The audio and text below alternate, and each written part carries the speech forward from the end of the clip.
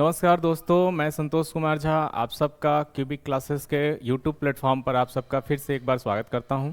जैसा कि हमारा सीरीज चल रहा है एमसीक्यू पॉलिटी का यूपीपी एग्ज़ाम के रिगार्डिंग, जो 17 और 18 तारीख को है, जो इतना बड़ा मेला लग चुका है आप सब के लिए, जिसमें आपके सपने पूरे होंगे, ये पूरी विश्वास है हम लोग को। उसी क्रमबद्ध में आज हमारा अगला प्रयास आपके सामने है, जो हम इम्पॉर्टेंट जो सोर्स हैं संविधान के, कहाँ कहाँ से संविधान लिया गया है, उस पर आज चर्चा करेंगे, उस पर आज देखा जाएगा। उससे भी बहुत सारे प्रश्न देखने को मिलते हैं।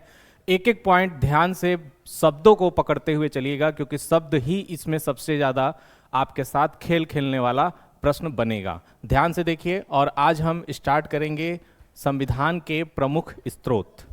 चलिए, समय ज़्यादा न लगाते हुए स्टार्ट करते हैं और सबसे पहला प्रश्न देखते हैं।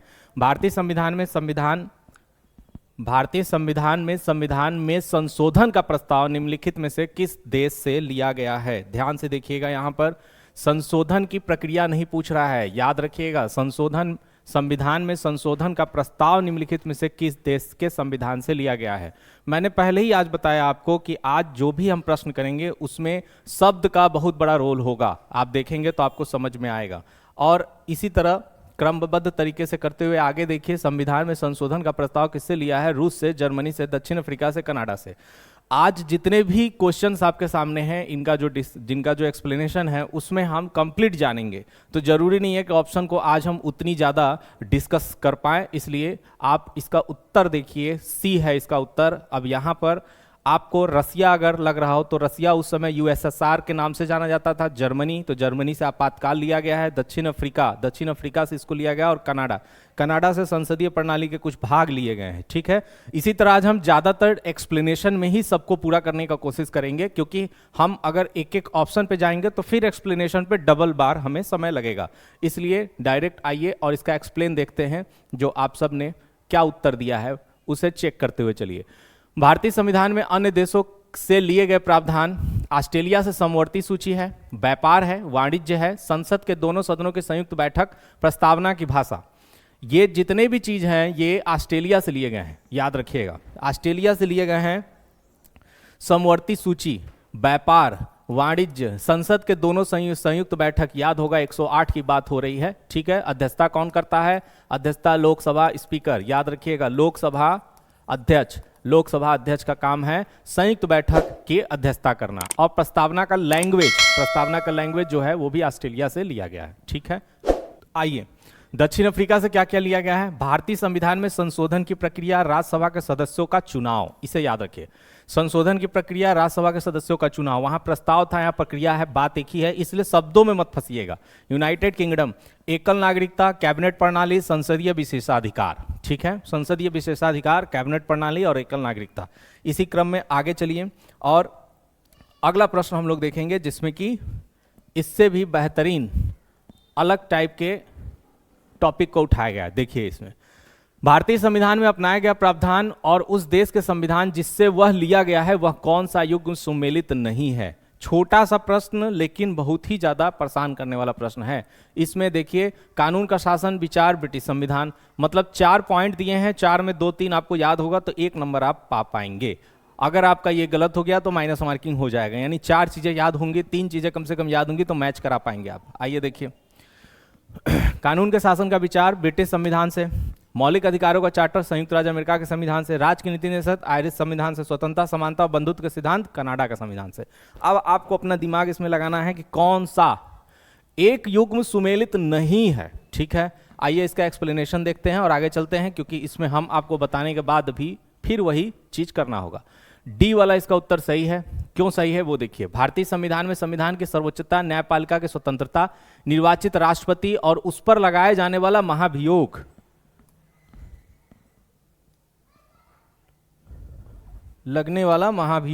ठीक है। कौन से अनुच्छेद में है?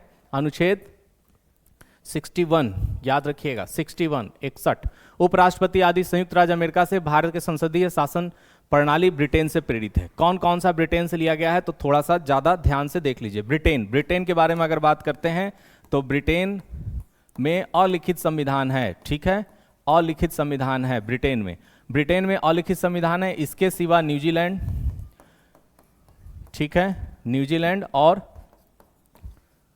सऊदी अरब, ठीक है। यहां भी अलिखित संविधान है। अलिखित संविधान का मतलब यह होता है कि वहां के मुकदमों के आधार पर, वो वहां जो कानून प्रक्रिया में मुकदमों में जो कानून के प्रावधान सम्मिलित होते हैं और उसके द्वारा जो फैसले दिए जाते हैं, उन फैसलों के आधार पर आने वाली पीढ़ी अपने यहाँ समाज का व्यवस्था बनाती है, समाज के अंदर लोगों के लिए कानून रखती है। यानी वहाँ प्रैक्टिकली हर चीज़ें जब हो जाती हैं तो उसको एक कानून का रूप माना जाता है, ठीक है। हमारे यहाँ लिखित हर चीज़ है जिसके आधार पे हमें चलना है, हमें कानून का फैसला ही उस आधार पे करना है जो हमारे यहाँ संविधान में लिखित है, क्योंकि हमारा संविधान लिखित संविधान है। आगे देखिए, सर्वोच्चता, न्यायपालिका की स्वतंत्रता, निर्वाचित राष्ट्रपति और उस पर महाभियोग, यानी राष्ट्रपति कैसे निर्वाचित होंगे उसकी भी प्रक्रिया और महाभियोग, ठीक है। उपराष्ट्रपति आदि संयुक्त राज्य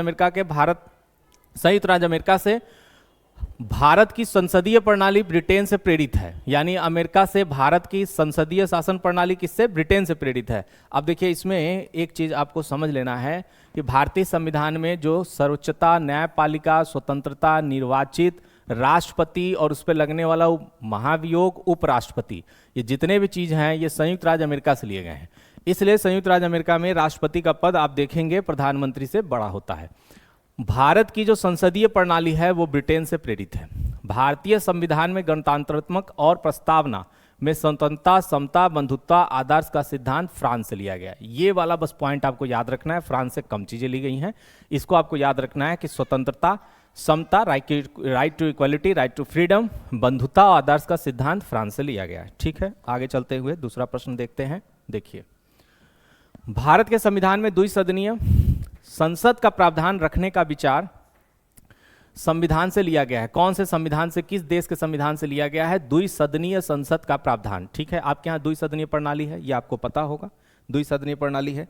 अब ये द्विसदनीय प्रणाली जो आपके यहाँ केंद्र में है वो कहाँ से लिया गया है ये आपको बताना है। इसके अलावा एक बात और है, हम आने वाले समय में जैसे यूपीपी का एग्जाम खत्म होता है तो यदि आप लोग का समर्थन, आप लोग का प्यार में मिलता रहेगा तो हम पॉलिटी का, मॉडर्न हिस्ट्री का और भी बहुत सारे सब्जेक्ट्स के प्रॉपर पूरे एग्जाम को ध्यान में रखकर एक स्पेशली क्लास हम लोग लगातार सीरीज में देना स्टार्ट करने जा रहे हैं, अगर आपका प्यार और समर्थन इसी तरह बना रहेगा तो। भारत के संविधान में द्विसदनीय संसद का प्रावधान रखने का विचार संविधान से लिया गया। बताइए, आयरिश से नहीं, कनेडियन से, ब्रिटिश से, फ्रेंच से। देखिए, फ्रेंच से तो हो नहीं सकता है, कनेडियन और ब्रिटिश में आप कंफ्यूज हो सकते हैं। चलिए देखिए, भारत के संविधान में द्विसदनीय सदन का प्रावधान कहां से लिया गया है? ब्रिटिश संविधान से लिया गया है, ठीक है। उत्तर सी इसका सही है, उत्तर सी। हमारे संविधान में सरकार के संसदीय प्रणाली और नियंत्रक एवं महालेखा परीक्षक का कार्यालय लिया गया है, कार्यालय लिया गया है, ठीक है। ध्यान से देखिए, सीएजी की बात हो रही है भैया, महालेखा परीक्षक सीएजी की बात हो रही है, सीएजी 148 से 151 तक, इसको याद रखिएगा। संसदीय प्रणाली और नियंत्रक महालेखा परीक्षक की कहां से ये हमारा प्रावधान आया? जर्मनी का, ब्रिटेन का, संयुक्त राज्य अमेरिका, आयरलैंड। फिर से इसका उत्तर वही होगा। देखिए, ब्रिटेन से बहुत सारी चीजें ली गई हैं, इसलिए ब्रिटेन को ध्यान से आपको देखते हुए चलना है। एक मिनट, देखिए, हमारे संविधान में सरकार के संसदीय प्रणाली, नियंत्रक महालेखा परीक्षक, ये ब्रिटेन से ली गई विशेषता है। संसदीय प्रणाली, सीएजी का कार्यालय, कानून का शासन और एकल नागरिकता, ठीक है। सीएजी के बारे में भारत का संविधान भाग 5 के अंतर्गत अध्याय 5 भारत के नियंत्रक और महालेखा परीक्षक जिसे सीएजी एक स्वतंत्र कार्यालय का प्रावधान करता है जो सरकार के खर्चों का ऑडिट करने का काम करता है, इसको याद रखिएगा। अगला प्रश्न है, भारत के संविधान का सबसे बड़ा स्रोत निम्नलिखित में से कौन सा था? बहुत इंपॉर्टेंट प्रश्न है, थोड़ा सा इस पे हम लोग डिटेल देखेंगे। भारत सरकार अधिनियम 1919, प्रांतों में द्वैध शासन प्रणाली, याद रखिएगा, प्रांतों में द्वैध शासन प्रणाली लाया गया था, ठीक है। प्रांतों में द्वैध शासन प्रणाली लाया गया था, द्वैध शासन प्रणाली 1919 के भारत सरकार अधिनियम में। भारत सरकार अधिनियम 1935 में केंद्र में, ठीक है। और प्रांत में क्या कर दिया गया था? केंद्र में द्वैध शासन प्रणाली और प्रांतों के द्वैध शासन प्रणाली को समाप्त कर दिया गया था। भारतीय स्वतंत्रता अधिनियम 1947, ध्यान से देखिएगा, भारतीय स्वतंत्रता अधिनियम 1947 पर पाकिस्तान और भारत का विभाजन, पाकिस्तान एवं भारत का विभाजन इसी कानून के आधार पर, इसी अधिनियम के आधार पर हुआ था, ठीक है। इसके बारे में आप मॉडर्न हिस्ट्री में भी अच्छे से पढ़ेंगे और देखेंगे। भारत स्वतंत्रता अधिनियम 1947 एक ऐसा कानून था जिसके आधार पर भारत और पाकिस्तान का बंटवारा हुआ, और इसी में संविधान सभा के कुछ प्रावधान को रखा गया और इसके अंतर्गत ही भारत में 3 प्रकार की स्वतंत्रता दी गई सभी लोगों को। जो भारत में रहना चाहे वो भारत में रह सकता है, जो पाकिस्तान जाना चाहे वो पाकिस्तान जा सकता है, जो स्वायत्त रूप से स्वतंत्र रहना चाहता है वो स्वतंत्र रह सकता है। तो देशी रियासतों को ये 3 टाइप के चीजें इसी में मिला था भारतीय स्वतंत्रता अधिनियम 1947 के अंतर्गत, जब पाकिस्तान और भारत का विभाजन हो रहा था, कि वो अगर भारत में रहना चाहे देशी रियासत तो भारत में रह सकते हैं, पाकिस्तान जाना चाहे तो पाकिस्तान जा सकते हैं, अगर वो स्वतंत्र रहना चाहते हैं तो स्वतंत्र रह सकते हैं। तो इसमें हमारे बीच में सबसे बड़ा नाम लौह पुरुष सरदार वल्लभ भाई पटेल का आता है, जिन्होंने 565 में से 564 रियासतों को भारत में मिला लिया। जबरदस्त पर्सनालिटी थे। आइए, तो आपको बताना है संविधान का सबसे बड़ा स्रोत कौन है। ठीक है, संविधान का सबसे बड़ा स्रोत भैया है भारत सरकार अधिनियम 1935। 250 से भी ज्यादा अनुच्छेद भारत सरकार अधिनियम 1935 का कहां लिया गया है? भारतीय संविधान में शामिल किया गया है। अंतिम भारत सरकार अधिनियम 1935 अंतिम ब्रिटिश सरकार के द्वारा बनाया गया अधिनियम था, इसे भी याद रखिएगा। ठीक है, भारतीय संविधान का मुख्य स्रोत भारत सरकार अधिनियम 1935 है। 1950 के संविधान भारत सरकार अधिनियम 1935 द्वारा शुरू की गई विरासत का उप उत्पाद था, याद रखिएगा। भारत सरकार अधिनियम 1935 ने प्रांतीय द्वैत शासन व्यवस्था को समाप्त कर दिया और केंद्र में द्वैत शासन की स्थापना की। जो भी मैंने बात बताई, देखिए वही चीजें दोबारा हो गया। भारतीय संविधान में निम्नलिखित में से कौन सी विशेषता को सोवियत सोशलिस्ट रिपब्लिक USSR से लिया गया है? मौलिक अधिकार नहीं भैया, गलत है। पंचवर्षीय योजना सही है।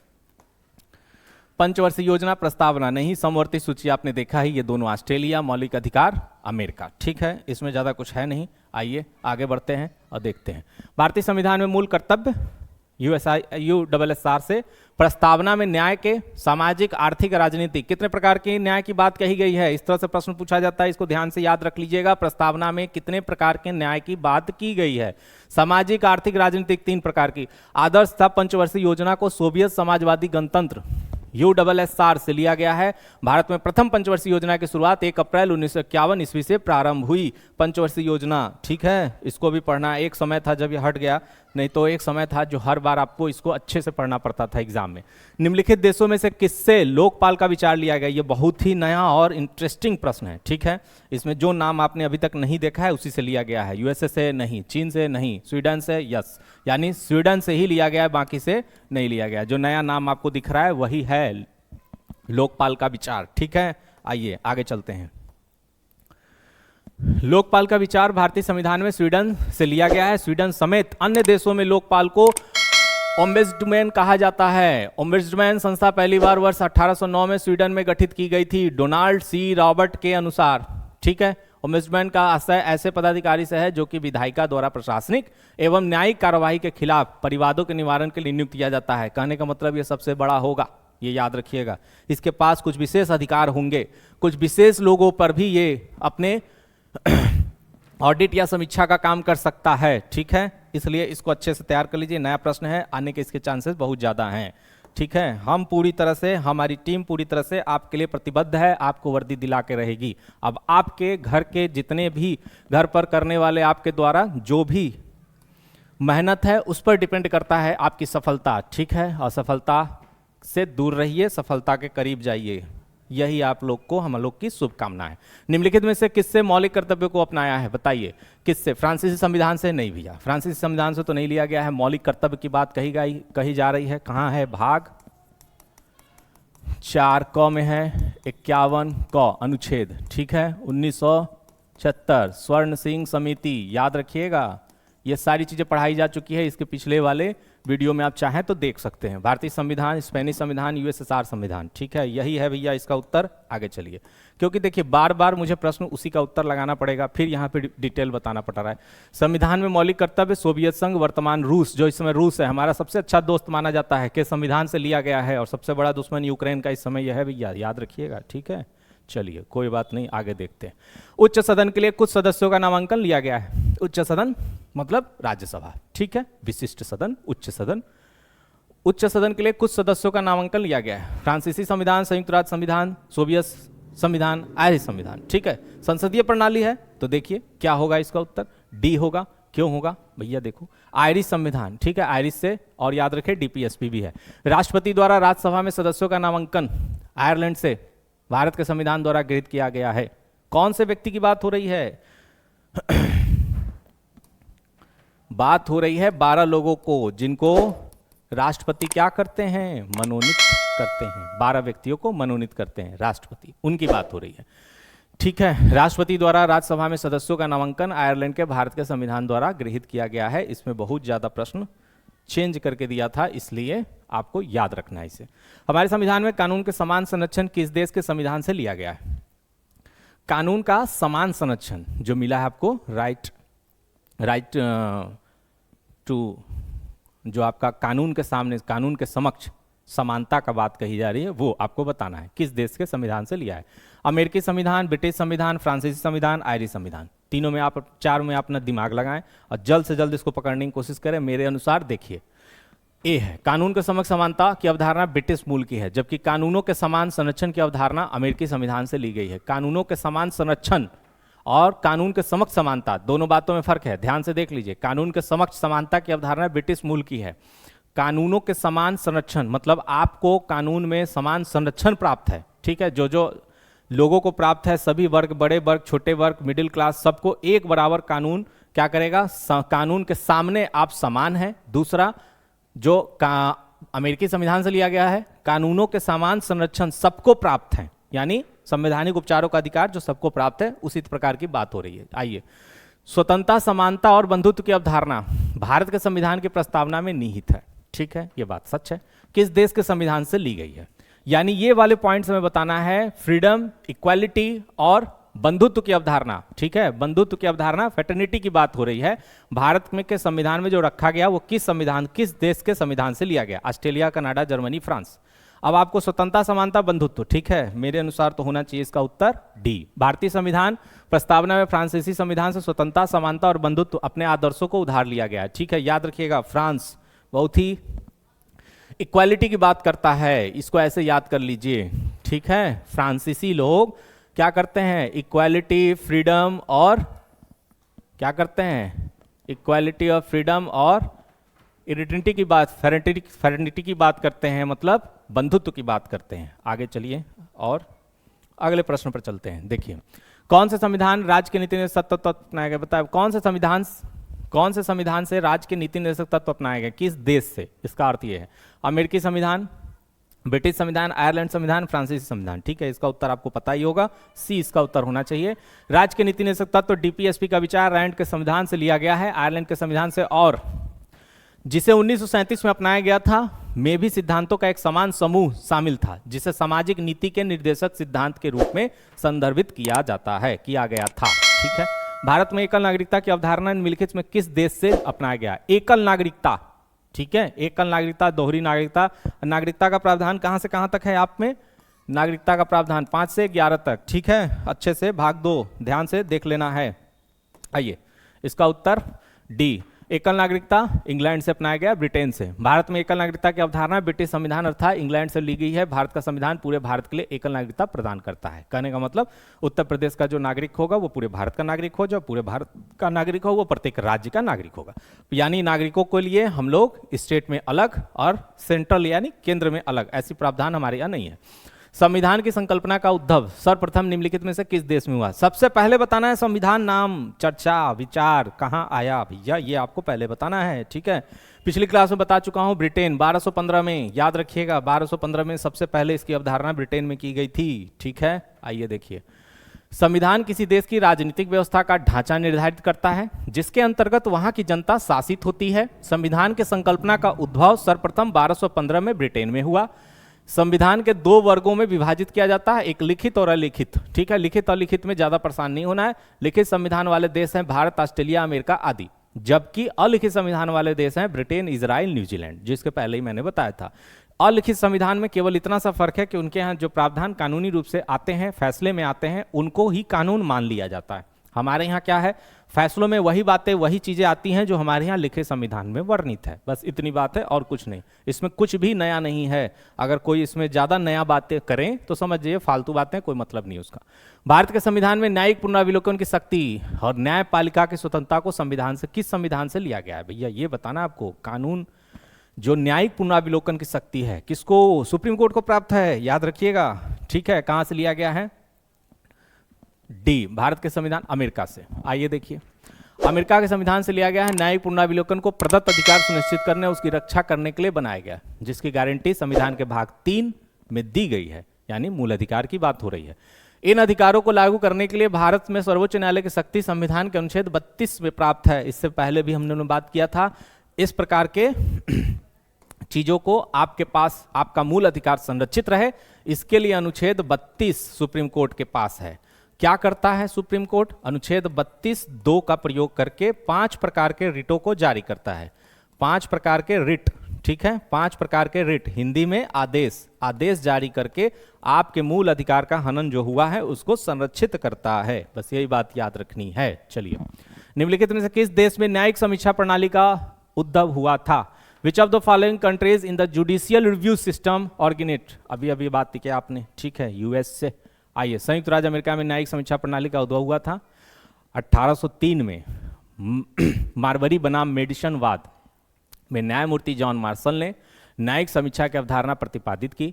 भारतीय उच्चतम न्यायालय में भी न्यायिक समीक्षा शक्ति निहित है। इसके तहत वह केंद्र और राज्य दोनों स्तर पर विधायी व कार्यकारी आदेशों को संवैधानिकता की जांच कर सकता है। इन्हें अधिकारिक पाए जाने पर इन्हें अविधिक, असंवैधानिक, अवैध घोषित कर सकता है। तदुपरांत इन्हें सरकार द्वारा लागू नहीं किया जा सकता। इसे याद रखिएगा, ठीक है। इसमें 2 अनुच्छेदों की बात हो रही थी। अनुच्छेद 13 के तहत ये क्या करेंगे, देखेंगे जहां तक वो लॉ क्या है, इनवैलिड है, वहां तक कट करेंगे, हटाएंगे। अगर ऐसा नहीं है पूरा कानून ही रद्द कर सकते हैं। और ये काम वो किस अनुच्छेद के तहत करेंगे? तो अनुच्छेद 32 के तहत, ठीक है। आगे चलते हैं।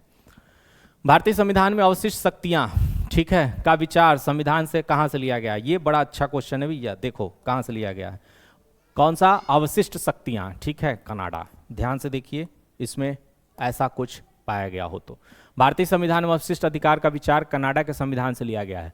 भारतीय संविधान का अनुच्छेद 248 के अनुसार संसद के पास कानून बनाने की विशेष शक्ति है भैया, इस बात को याद रखिएगा, जो उन मामलों से संबंधित है जिन्हें समवर्ती सूची, यानी जिस पर कानून राज्य सरकार नहीं केंद्र सरकार बनाती है, और राज्य सूची में शामिल नहीं किया गया।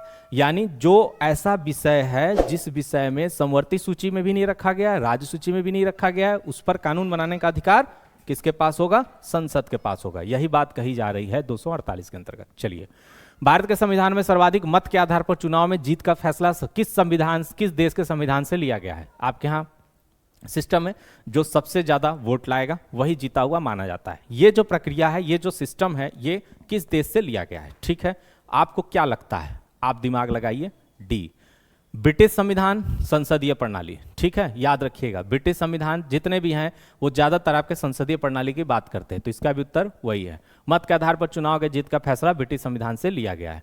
भारतीय संविधान के संसदीय विशेषाधिकार की विशेषता कहां से ली गई है? आपको बताना है। संसदीय विशेषाधिकार की विशेषता कहां से ली गई है? ठीक है, कनाडा से, ऑस्ट्रेलिया से, ब्रिटेन से, आयरलैंड से। इसका भी उत्तर देखें और डिटेल में आ जाए। सी, संसदीय विशेषाधिकार मूलतः ऐसे अधिकार जो प्रत्येक सदन को, सामूहिक सदन के सभी सदस्यों को व्यक्तिगत रूप से प्राप्त होते हैं, सभी को प्राप्त होते हैं, इसे याद रखिएगा, विशेषाधिकार उनको। इस तरह संसदीय विशेषाधिकार संसद के अनिवार्य अंग के रूप में होते हैं। संसदीय विशेषाधिकार का मूल संसद की गरिमा, स्वतंत्रता, स्वायत्तता की सुरक्षा करना है। संसदीय विशेषाधिकार ब्रिटेन के संविधान से लिया गया है। संसद के अधिकतर अधिकार जितने भी हैं सब ब्रिटेन से हैं, केवल अवशिष्ट शक्ति कनाडा से, इसको याद रखिएगा। भारतीय संविधान में विधायिका का अध्यक्ष पद और उनकी भूमिका संविधान से ली गई है। भारतीय संविधान में जो विधायिका में अध्यक्ष का पद है और उनकी जो भूमिका है वो संविधान के किस भाग से ली गई है? ठीक है, आइए देखिए। फिर आपके लिए आ गया ब्रिटिश। क्यों? क्योंकि ये देखिए संविधान में विधायिका और ये भी संसदीय प्रणाली का ही भाग है, इसलिए। तो ब्रिटिश भारतीय संविधान का अनुच्छेद 93, ये तो आप जानते ही हैं, इसे लोकसभा के अध्यक्ष का पद और उपाध्यक्ष अनुच्छेद 89, ठीक है, राज्य अध्यक्ष उपाध्यक्ष तथा अनुच्छेद 89 के तहत राज्यसभा, हाँ वही मैं बोला ना, राज्यसभा के सभापति, ठीक है, और उपसभापति। अब आपको पता ही है, चलिए थोड़ी सी बात कर लेते हैं इस पे। लोकसभा का जो अध्यक्ष होता है, ठीक है, लोकसभा का जो अध्यक्ष होता है सत्ता पक्ष का ही व्यक्ति होता है, जिसे विपक्ष वालों ने भी सहमति से चुना होता है। दूसरा, राज्यसभा के जो सभापति होते हैं, जो उपराष्ट्रपति हैं, वो ऑटोमेटिकली पदेन सभापति बन जाते हैं राज्यसभा के, इसको आपको याद रखना है। विधायिका में अध्यक्ष पद का प्रावधान ब्रिटेन के संविधान से ग्रहण किया गया है, परंतु दोनों के प्रावधान में अंतर है भैया। क्या है? ब्रिटेन में विधायिका के अध्यक्ष को आवश्यक रूप से किसी दल का सदस्य नहीं होना चाहिए, ऐसा वहां कोई रीति रिवाज नहीं है, लेकिन हमारे यहाँ ऐसा रीति रिवाज है। क्या रीति रिवाज है? ब्रिटेन में अगर कोई विधायिका का अध्यक्ष बनता है तो वो सत्ता दल का हो, ये कोई जरूरी नहीं, विपक्ष का हो, कोई जरूरी नहीं, लेकिन हमारे यहाँ ये परंपरा में है कि सत्ता दल का ही वो व्यक्ति होता है जिसे विपक्ष के लोग भी समर्थित करके उसको कुर्सी पर बैठाते हैं, उसे चुनते हैं। ऐसी परंपरा अध्यक्ष को अपने दल से त्यागपत्र देना पड़ता है और वह राजनीतिक रूप से तटस्थ रहता है। ये ब्रिटेन के सिस्टम है, हमारे यहाँ ऐसा नहीं है। भारत में अध्यक्ष अपने दल की सदस्यता नहीं त्यागता है। विधायिका में अध्यक्ष अपने सदन के प्रतिनिधियों का मुखिया होता है और सदस्यों की शक्तियों व विशेषाधिकार का संरक्षक होता है। कहने का मतलब अपने दल में होने के बावजूद उस अध्यक्ष पद पर बैठकर दोनों के लिए समान अधिकार को संरक्षित करता है, यही इसकी बात है। देखिए बहुत ही ज्यादा फर्क है ब्रिटेन में और हमारे यहाँ के इस प्रकार के प्रणाली में, किसमें? लोकसभा के अध्यक्ष राज्यसभा के सभापति वाले पद पर। ठीक है, भारतीय संविधान में एक अर्धसंघात्मक सरकार का स्वरूप संविधान से लिया गया है। किससे? आयरलैंड से, अमेरिका के संविधान से, ब्रिटिश संविधान से। अब इसमें दो चीजें आपको याद रखनी है, एक अवशिष्ट शक्तियां कनाडा और एक ये। कनाडा के संविधान से सशक्त केंद्र और साथ संघीय व्यवस्था, अर्धसंघात्मक स्वरूप, अवशिष्ट शक्तियों का सिद्धांत, केंद्र द्वारा राज्य के राज्यपालों की नियुक्ति, हाँ राज्यपालों की नियुक्ति, ठीक है, केंद्र द्वारा राज्य के राज्यपालों की नियुक्ति, उच्चतम न्यायालय का परामर्शी न्याय निरसन लिया गया है। केंद्र द्वारा राज्यपाल, राज्यपाल कहाँ है भैया? 153, याद रखिएगा अनुच्छेद 153, इससे पहली वाली क्लास में आपको बताया गया है। अगला देखते हैं, निम्नलिखित में से किस देश में जनहित याचिका, जनहित याचिका बहुत ही ज्यादा फेमस है, PIL सुना होगा। PIL का जो ये कॉन्सेप्ट है, पब्लिक इंटरेस्ट लिटिगेशन, जो ये एक नई कानून प्रक्रिया जो सबसे ज्यादा इसमें प्रचलित रूप में चलती है, इसका कॉन्सेप्ट कहाँ से लिया गया है आपको ये बताना है। इंग्लैंड, अमेरिका, रूस और चाइना, इस पर बहुत सारे चीज आप देख चुके होंगे, अभी तक मूवी भी आ चुकी है और उसमें आपको लगा होगा कि ये कोई भी व्यक्ति दाखिल कर सकता है, जरूरी नहीं है कि वह उस विवाद से, उस वाद से, उस मुकदमे से कहीं ना कहीं जुड़ा हो। जनहित याचिका की अवधारणा सबसे पहले कहाँ आया है? अमेरिका में 1960 के दशक में। वास्तव में जनहित याचिका सार्वजनिक हित की रक्षा के लिए दायर किया जाता है, ऐसा कहा जाता है। इसमें यह आवश्यक नहीं कि पीड़ित पक्ष स्वयं अदालत जाए या पीड़ित पक्ष उस विवाद से, जिस विवाद के लिए PIL दाखिल किया जा रहा है, उससे कहीं ना कहीं जुड़ा हो, या किसी भी नागरिक या स्वयं न्यायालय द्वारा पीड़ित पक्ष में मुकदमा दायर कर सकता है।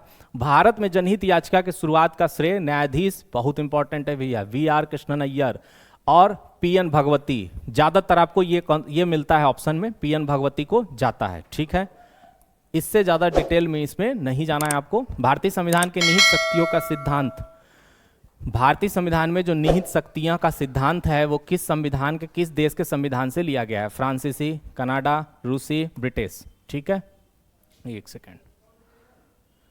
भारतीय संविधान में निहित सिद्धांत कनाडा के संविधान से लिया गया है। कनाडा इंपॉर्टेंट है, कनाडा में अवशिष्ट शक्तियां हैं, राज्यपाल की नियुक्ति है, अभी आपने पढ़ा, और एक ये है निहित शक्तियों का सिद्धांत भी कनाडा के संविधान से लिया गया है। यद्यपि निहित शक्तियों के सिद्धांत का सर्वप्रथम आविर्भाव संयुक्त राज्य अमेरिका के संविधान से हुआ है। निहित शक्तियों के सिद्धांत के अवशिष्ट विषय के रूप में परिभाषित किया गया, जिसका अभिप्राय यह है कि कालांतर में यदि कोई नवीन विषय उभर कर सामने आता है तो उसे अवशिष्ट विषय की सूची में रखा जाएगा, जिस पर कानून बनाने का अधिकार केवल संघ का होगा। अच्छा, यहाँ पे आपको दिख रहा होगा, कहा जा रहा है संयुक्त राज्य अमेरिका कॉन्सेप्ट है और लिया गया है कनाडा से। तो आपको पहले बता दूं, कानूनी रूप से देखा जाए तो एक राज्य यानी स्टेट था, कौन सा? कनाडा। किसका? USA का, जो कि अपने स्वायत्तता के आधार पर अलग हो गया। ठीक है, इसलिए उनके कुछ कानून USA कानून से मिल रहे हैं और कोई बात नहीं है। ठीक है, ये भी आप जान दिए। निम्नलिखित में से कौन ब्रिटिश संविधान का हिस्सा नहीं है? कानून का शासन, रूल ऑफ लॉ, विधायिका का विशेषाधिकार, अध्यक्ष और उनकी भूमिका, राष्ट्रपति चुनाव की विधि, ब्रिटिश संविधान का हिस्सा नहीं है। यानी ब्रिटिश संविधान में जितने भी प्रावधान ब्रिटेन के संविधान से हमने लिए हैं, अगर आपको वो याद है तो आप बता सकते हैं कि इसमें कौन सा ऐसा कॉन्सेप्ट है जो ब्रिटिश संविधान का हिस्सा नहीं है। राष्ट्रपति का चुनाव विधि ब्रिटिश संविधान का हिस्सा नहीं है। ब्रिटिश संविधान वास्तव में एक विकासशील संविधान है। समय तथा परिस्थितियों ने इसे इसमें बहुत सी नई परंपराएं डाल दी है। अन्य देशों के संविधान पूर्णतः लिखित रूप से है, किंतु यूके का मूल संवैधानिक दस्तावेज यानी संविधान नहीं है। इसलिए प्रायः कहा जाता है यूके का संविधान अलिखित और अकोडित है, मतलब कोडित नहीं है। देखिए हमारे यहाँ भी बहुत सारे चीज परंपरागत स्थिति के आधार पर है। इसमें देखिए परंपराओं ने डाल दिया, बोला है ना, हमारे यहाँ भी बहुत सारी चीजें परंपरा के आधार पर संविधान में वर्णित है, संविधान में हमारे यहाँ के प्रक्रिया में वर्णित है, जिसका प्रावधान कहीं भी संविधान में नहीं है। जैसे प्रश्नकाल, जो संसद की कार्यवाही होती है उसमें प्रश्नकाल, क्वेश्चन आवर इसको बोलते हैं, शून्यकाल जिसे हम 0 आवर बोलते हैं, ये सब जो भी हमारे यहाँ संसद की प्रक्रिया में होने वाले जो एक प्रकार का स्टेप है, यह परंपरागत है, इसका कहीं भी वर्णन संविधान में वर्णित नहीं है। ठीक है, आप पढ़ेंगे तो इसको खोजिएगा, कहीं नहीं मिलेगा किसी अनुच्छेद में इसे। अंतिम और आज का अंतिम और सबसे इफेक्टिव प्रश्न यही है, ध्यान से इसको देखिए। संसद में 2/3 बहुमत से संवैधानिक संशोधन पहले संवैधानिक संशोधन किस अनुच्छेद में है? 368 भाग 20, याद रखिएगा। संसद में 2/3 बहुमत से संवैधानिक संशोधन और अनुपातिक प्रतिनिधित्व आधार पर राज्यसभा के सदस्यों का उपचुनाव कहां से लिया गया है, यह आपको बताना है। दक्षिण अफ्रीका से, ब्रिटेन से, कनाडा से, जर्मनी से। ठीक है, जर्मनी का तो टेंशन ही नहीं है आपको, जर्मनी से तो एक ही आपातकाल वाला समस्या है। अनुपातिक प्रतिनिधित्व आधार दक्षिण अफ्रीका से। ठीक है, हमारे यहाँ दक्षिण अफ्रीका से ये जो अनुपातिक प्रतिनिधित्व प्रणाली है उसको लिया गया है, और राज्यसभा में अनुपातिक प्रतिनिधित्व प्रणाली राज्यसभा में भी है और राष्ट्रपति में भी है। आप देखेंगे तो ये दोनों का अलग अलग स्टेप में है।